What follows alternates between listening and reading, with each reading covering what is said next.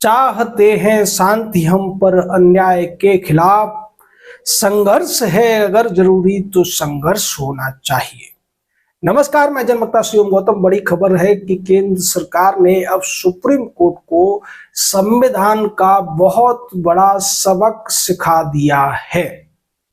केंद्र सरकार की तरफ से राष्ट्रपति के जो 14 सवाल थे सुप्रीम कोर्ट पर, और उसको लेकर सुप्रीम कोर्ट ने जो केंद्र सरकार को नोटिस भेजा था, उसके जवाब में 90 पेज से ज्यादा का जो संवैधानिक पाठ भेजा है, उसने सुप्रीम कोर्ट के भ्रम को लगभग चकनाचूर कर दिया है। सरकार की तरफ से सुप्रीम कोर्ट को साफ तौर पर कहा गया है कि आप सर्वोच्च नहीं हैं। आप संविधान के द्वारा जो सेपरेशन ऑफ पावर किया गया है उसका एक हिस्सा है। आपकी बहुत सारी सीमाएं हैं और इन सीमाओं को आप न लांघें। उन जो लक्ष्मण रेखा खींची गई है उसको पार करने की कोशिश न करें, क्योंकि न तो ये राष्ट्र हित में होगा, ना ही ये संविधान के अनुरूप होगा, और ऐसा करने से संवैधानिक अराजकता और फैलेगी। देश में बहुत सी चीजें उथल पुथल हो जाएगी। इसके अलावा केंद्र सरकार ने यह कहा कि जो काम आपके दायरे में नहीं है वो आप कैसे कह सकते हैं। आपकी 2 जजों की पीठ, जो कि संवैधानिक पीठ भी नहीं है, कैसे वो राज्य और केंद्र के मामलों को सुन सकती है और फिर उसके बाद में राष्ट्रपति और राज्यपाल को परमादेश दे सकती है। परमादेश यानी कि वो शक्ति जो अनुच्छेद 142 में सुप्रीम कोर्ट को मिली हुई है कि वो केंद्र सरकार को या सरकार के किसी भी अंग को निर्देशित कर सकती है। लेकिन उसमें कहीं भी ये नहीं लिखा हुआ है या कहीं भी उसका मीनिंग ये नहीं है कि वो शक्ति राष्ट्रपति और राज्यपाल को निर्देशित करने तक पहुंच जाती है।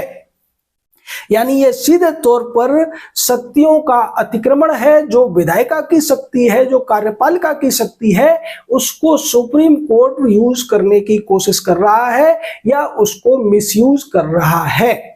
इसके अलावा केंद्र सरकार ने सुप्रीम कोर्ट को याद दिलाया है कि जो राजनीतिक मुद्दे होते हैं उनका समाधान राजनीतिक तौर पर, लोकतांत्रिक तौर पर होना चाहिए, न कि अदालतों से उनका निर्णय होना चाहिए और आदेश होना चाहिए।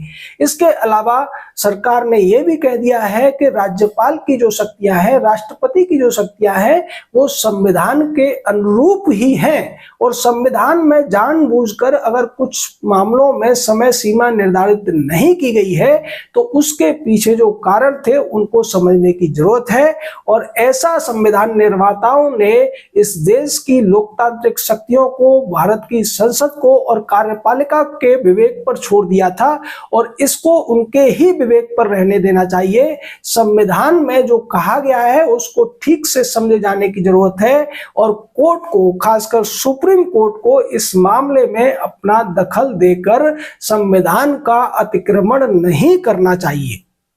बहुत लंबी चौड़े जवाब दिए गए हैं और इन जवाबों से पार पाना अब जो सुप्रीम कोर्ट है उसके लिए उतना आसान नहीं है। हालांकि इस पूरे मामले में जो निर्णय पारदीवाला और महादेवन की पीठ ने लिया था उसको लेकर सुप्रीम कोर्ट के दूसरे जज भी ये बात समझ रहे थे कि उन्होंने वास्तव में जुडिशियल ओवररीच किया है। जुडिशियल एक्टिविज्म या एडवेंचरिज्म की श्रेणी में ये आता है, और हमने जब ये निर्णय आया था उसके 2-3 दिन बाद एक वीडियो बनाया था और उसमें यही कहा था कि न तो ऐसा उनका संवैधानिक अधिकार था और इस मुद्दे पर एक संवैधानिक पीठ को मामला सुनना चाहिए था, लेकिन यहाँ पे आर्टिकल 32 के तहत ये मामला सुन लिया गया और उसका निर्णय भी दे दिया गया। इस पर सवाल पूर्व उपराष्ट्रपति जगदीप धनखड़ साहब ने भी उठाए थे और उन्होंने भी यही सारी बातें कही थी। साथ ही साथ एक और बड़ा मुद्दा हमने भी उठाया था कि इस मामले में जो संवैधानिक पीठ थी वो कम से कम 8 जजों या 9 जजों की होनी चाहिए थी, और हो सकता है कि 19 जजों की भी, क्योंकि ऐसे मामलों में संवैधानिक पीठ की ही जरूरत होती है। और जब संविधान बना था तो उस समय टोटल स्ट्रेंथ 8 थी और उसमें से 5 जजेस की संवैधानिक पीठ की जो उसमें जिक्र किया गया था। आज जब सुप्रीम कोर्ट की स्ट्रेंथ 34 है तो कम से कम 19 जजों की जो संवैधानिक पीठ होनी चाहिए, लेकिन अभी होता क्या है कि 5 जजों की भी पीठ बनाकर वो उसको संवैधानिक पीठ कह देते हैं। खैर चलिए, पर उसमें भी ये ध्यान रखे जाने की जरूरत है, जो केंद्र सरकार ने याद दिलाया है कि सुप्रीम कोर्ट को संविधान संशोधन का अधिकार नहीं है, सुप्रीम कोर्ट को कानून बनाने का अधिकार नहीं है। कानून बनाने का विशेषाधिकार केवल और केवल भारत की संसद को है, यानी विधायिका को है। कानून को लागू करने का अधिकार कार्यपालिका का होता है और उनकी समीक्षा करने का, उनमें सुझाव देने का या उनके आधार पर दंड देने का जो अधिकार है वो न्यायपालिका के पास है। लेकिन यह हो ये रहा है कि अब सुप्रीम कोर्ट की तरफ से ऐसे ऐसे डिसीजन दिए जा रहे हैं जो अपने आप में कानून बनते जा रहे हैं और कई कानूनों को सुप्रीम कोर्ट में पलटने का काम भी किया जा रहा है। संसद से पास किए गए कानूनों को वो पलट देते हैं, उन पर रोक लगा देते हैं, उन पर स्टे कर देते हैं, जो सीधे तौर पर लोकतंत्र में कहीं भी देखने को नहीं मिलता है। और यही चीज समझाने की कोशिश अब केंद्र सरकार द्वारा सुप्रीम कोर्ट को कर दी गई है।